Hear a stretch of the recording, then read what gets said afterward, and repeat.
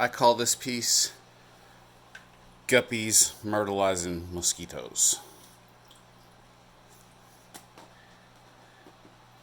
It's amazing, beautiful, fun. It's actually even free. Yeah. Take a very fine net. I got this one at Petco. It's actually the only fish net that was sold at Petco. Fortunately, it was fine enough to catch mosquitoes. And yeah,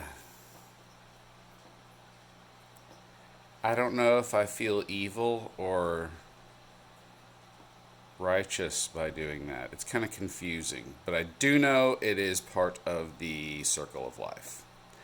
And I do know that that's what Guppies likes to eat in the wild or out of the wild. Guppies likes to eat mosquito.